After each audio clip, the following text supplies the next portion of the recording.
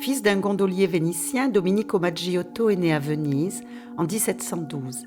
Il passera sa vie dans sa ville natale où il meurt en 1794. La scène du tableau du musée de Morlaix est tirée de l'Énéide du poète Virgile, épopée relatant les exploits d'Énée et les origines de Rome. Le moment du récit que choisit d'illustrer Maggiotto se situe dans l'enfance d'Ascagne.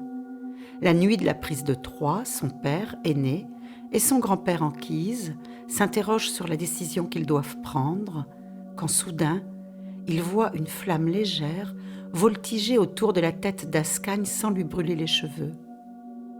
C'est pour eux un présage favorable qui les décide à fuir la ville. Dans le texte de Virgile, c'est en effet le présage de la victoire, d'un grand destin et de l'accession à la royauté. L'organisation de la composition est théâtralisée, créant une tension au récit. Le jeune Ascagne, au centre, est entouré de son père à droite et de son grand-père à gauche. Un quatrième personnage, féminin, pourrait être Creuse, sa mère. Toute l'expressivité de la scène réside dans la gestuelle des personnages, marquant leur intérêt et leur étonnement face à l'événement. Toute l'intensité du moment est palpable. Le regard d'Ascagne se porte sur l'épée que son père aîné, vêtu en soldat, semble vouloir tirer de son fourreau. Penché, les bras en avant, l'enfant semble repousser son grand-père qui lui fait face, dans un geste très protecteur. Derrière lui, Creuse verse sur sa tête l'eau contenue dans un vase orné de figures en relief, tentant d'éteindre la flamme qui résiste au souffle d'Anchise. Tous trois semblent vouloir protéger Ascagne d'un danger. Découvrant le pouvoir magique de la flamme, ils comprennent alors le présage.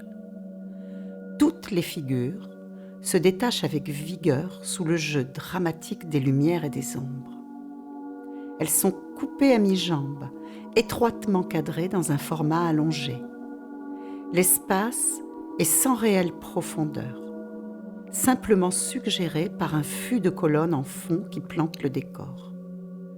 Cette façon très particulière de placer les formes dans l'espace, dans une vision rapprochée de la scène, avec un jeu de lumière puissant, valorise les personnages de manière sculpturale.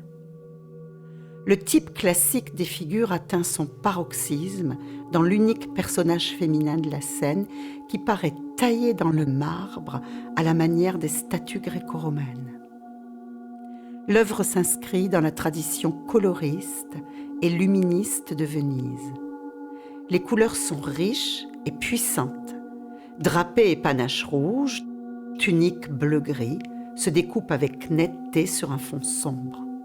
Entrée dans les collections du musée de Morlaix avant 1887, dont du comte de Tromelin, féru d'art et collectionneur morlaisien, cette toile a longtemps été attribuée à Filippo Zaniberti, avant la découverte, en 2012, après restauration, d'une inscription peinte sur le côté droit du tableau, Domenico Maggiotto, qui a permis ainsi de la réattribuer à son auteur.